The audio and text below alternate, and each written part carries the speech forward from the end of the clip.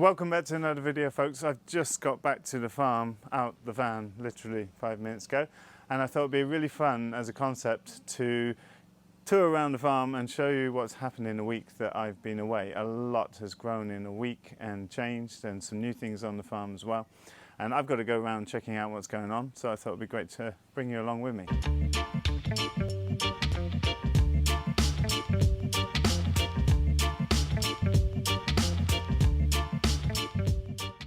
Well, I've had an amazing time, but it's been pretty wet and cold in Wales, but amazing to see beautiful Henbant again, to see Matt and Jenny and the crew, chefs cooking amazing food, Tom, who's cooked for us in the previous years, as well as Bex and Nelly, incredible food, amazing people, great to see Helen just rocking it in the market gardens, and it's a beautiful place. And here's Mira, I haven't seen her for 2 weeks. But it's nice to be back in Sweden, and I'm going to take you around and show you how the farm's grown. Well, the first thing you notice is just how grown in everything is now. You're in for a wild ride. It's changed dramatically in a week. So lettuce is coming in, radicchio, a lot of the brassicas going. It's a nice Asian salad mix there that we make some sides for the barbecue tonight. Just going to roast some beef and some chorizo on the fire. Fennel's coming through. And we got beets and daretso and hackrai. Peas are popping up on the nets now. So we're a bit slower than usual this year because we changed our entire crop plan based around the restaurant opening season, as well as the timing of the team being here. Okay, wheat fields are popping up now. There's been a couple of days of rain the week that I've been away, but they've really put on a lot of growth.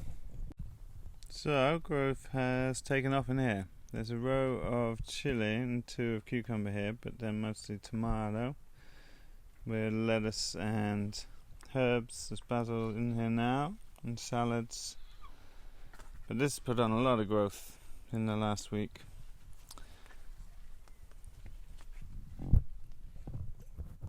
So this is the tree bog, and these willows are sucking up the nutrition that comes out the bottom of the tree bog. So it's kind of compost toilet that doesn't need emptying in theory. We pollarded this about a month ago, and you can see just how intense the regrowth of this is. Next step is we are starting to pollard the windbreak into a ramp at different heights, and we were going to do that, but it must be done before a certain time in the year, probably around February most years, and we were a little bit too late, just Nora and I here, to be able to take that on. So that's next winter's job. So the sand garden has really grown in this week, and as always it goes through a lot of shifts through the season with the colours and flowers that are in bloom. Right now it's a lot of irises and a lot of peachy sort of tones with some purples, but unbelievable amount of growth has happened while I've been away. This year I'm really excited to see it grow out more to its full potential. Some of the grasses can be huge and they're just very young, but they will probably grow significantly bigger this year than they have in the previous 2 years. So this is the 3rd season. Just look at that, beautiful. Give you a wide angle.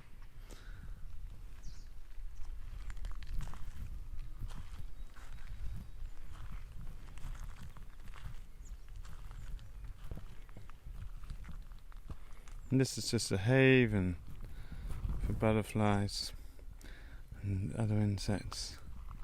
Look at this.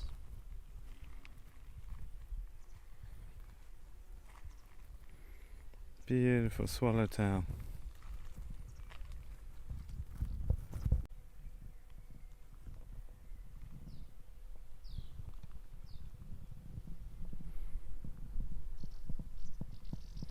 Well, there's a lot of grass cutting to do up here and at the restaurant. I'll be getting on with that tomorrow. But the team, so blessed to have such awesome people coming here. They've been doing an amazing job keeping everything together and doing a lot of hard work, I think. Beautiful. So happy to see the butterflies.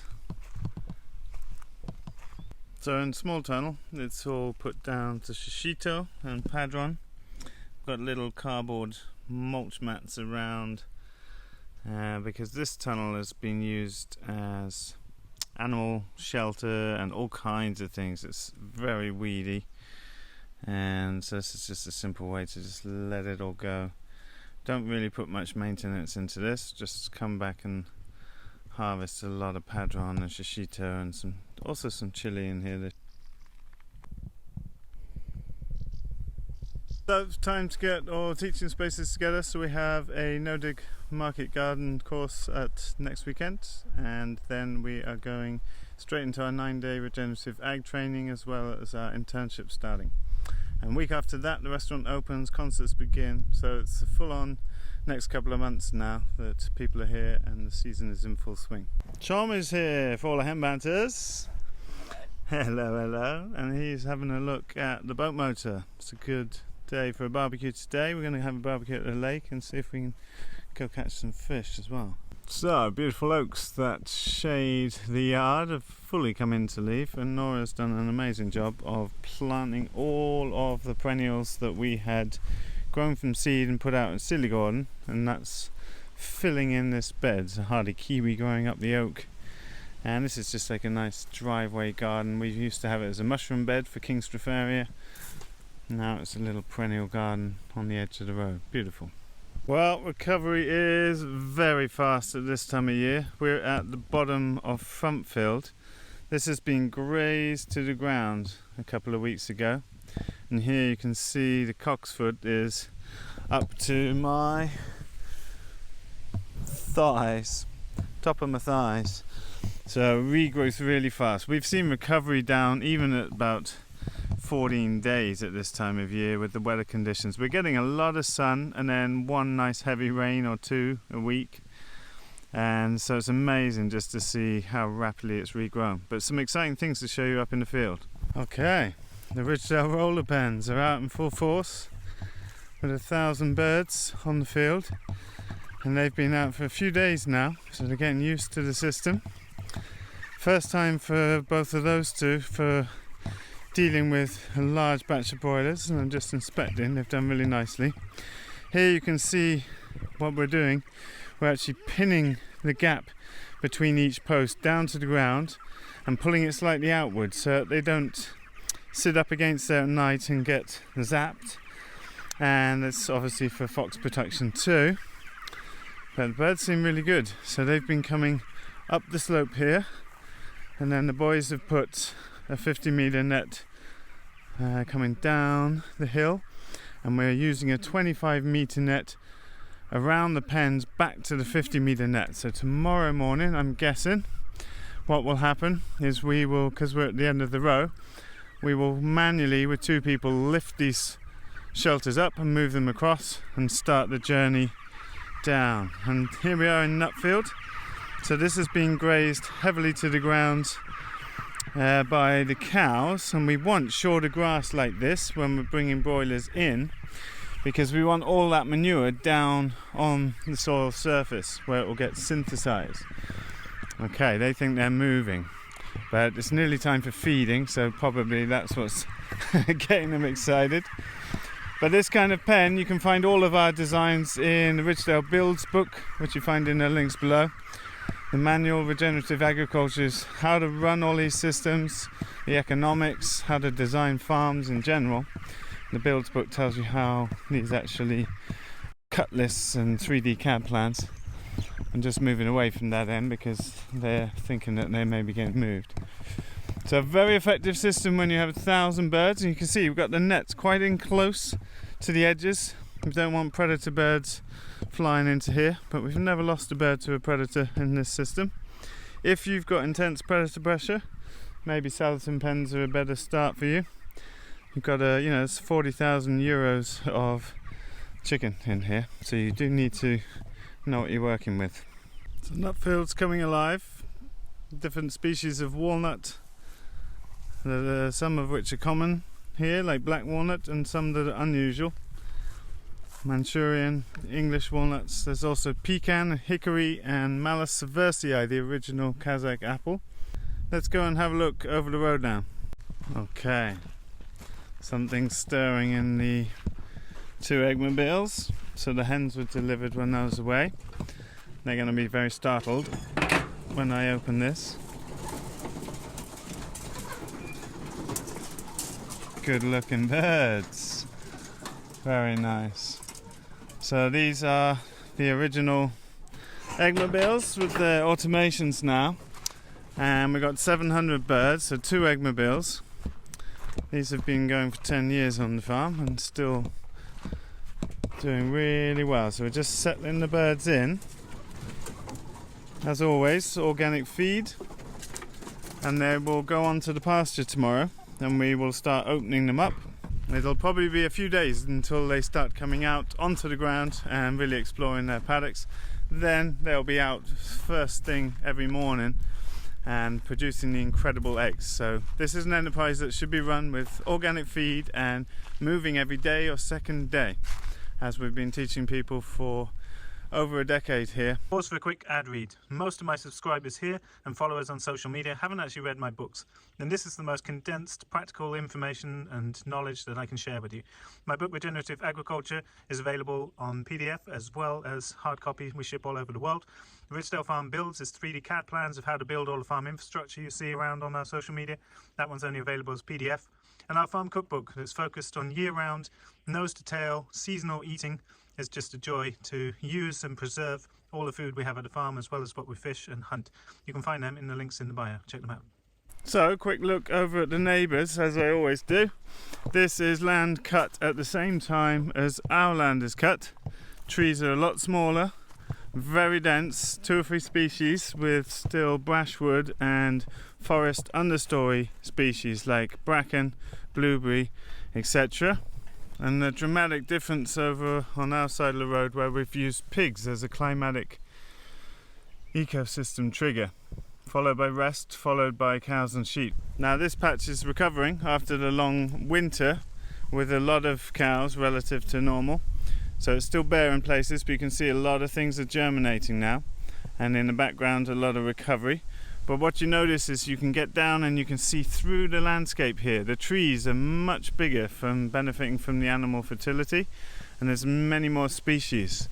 There's over 100 oak trees per hectare here, and there are no oak trees germinating here. The climatic triggers just aren't there to get them to germinate.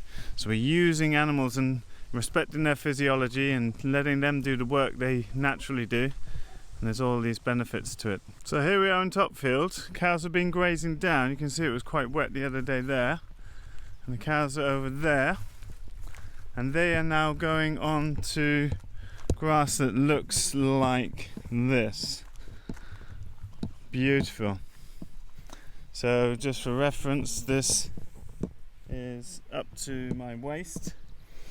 And that's going to be getting to the end of this field. We grazed the bottom of it with the sheep, if you remember. So now we will be going back through front field if it's recovered. If not, we'll be going up to our neighbour's land right at the top of the hill, and then hopefully we can keep the cows entirely on our land this year, because we've reduced their numbers by a little bit. There's all kinds of beautiful flowers in here, but this is very nice. There's not been many weeks of growth yet, and we've still got a very nice healthy stand of thick sward. Okay, so the cows are in these reedy patches at the bottom of the side of Topfield. You might notice if you look closely they're wearing interesting collars. These are from Monil in Norway, virtual fencing collars, and we're testing them out, particularly to see if they work well in our unusual test case where we have very tight agroforestry, the silver pasture lanes ranging from 9 to 18 meters wide, and that's going to really test their systems. Depends obviously on GPS signal, but we want to see if this is a good system in our use case. Also working with forest raised pigs. They're a bit curious about what's going on down here. Hello. They're doing good. And we're also working with virtual fencing for the sheep this year. The sheep are up at Silly Garden and we're using the no fence units for the sheep. So they all have their collars on too, and the boys have put a training test fence up at Silly Garden. So there's a process of training the animals to the fence, and it's slightly different for these two different models. But I'm going to make separate videos all about that, as well as post little shorts on Instagram. And we're just testing it out to see if it's useful in our system. Obviously there's a cost to buy these units and then a subscription to run them, but if you are moving animals around like this daily, like we do, it's saving you a huge amount of time with fencing if it's working well, and so it pays itself back very quickly in terms of labor cost. So I'm very excited about it. I think it's a fantastic idea, and it's particularly useful for, well, all kinds of grazing applications, to be fair. But what we don't know is if it will work in intensive silver pastoral systems like we have. So that's a big part of the test for us. I'm going to keep you posted on that throughout this season. You see the dung beetles just popping down in their holes. That's our paycheck. Hey, Carl. This is Ricky Baker. And he's a little siskin, and he decided to go inside. We tried to save him, but he decided to no live anymore. So he's getting a Viking he's burial. He's getting a Viking burial today. So Nora made a lovely little tiny boat using eggs as the buoyancy. She used 10 eggs or something. So he's going to get a good send off today, isn't he? Very nice. Yeah. Super happy to have you guys here. Happy to be here. Well, that's it for a quick update. I'm super happy to have Mitch and Flynn mainly focusing the gardens, as well as Tom and Kyle as farm managers. They've been doing an amazing job to take the hens and acclimatise them, as well as get all the broilers out when it's quite a new experience for them perhaps, and to manage the grazing without me having been so much in touch with them. They've done a fantastic job. The gardens look great. Everything's good. So time to get down to our local lake and we'll get a barbecue on and enjoy this beautiful weather. We've got a whole week of sunny 20-degree weather, which is very refreshing after being on the hilltops on the coast in Wales. But I've had a great time and I'm excited to be back now, and the season's really short and intensive for us now, and I'm excited to bring you with me on the trip, because it's an amazing place, and this place has been responsible for the initiation and empowerment of a lot of farms all over the world, and particularly in Scandinavia too. So I'm very happy to share, and I hope this year I get more time to share with you all, because there's just so much benefit that can come out of taking you along and explaining processes and decision making and farm design, etc. So thanks as always for watching, folks, and look forward to seeing you in the video soon. Bye for now.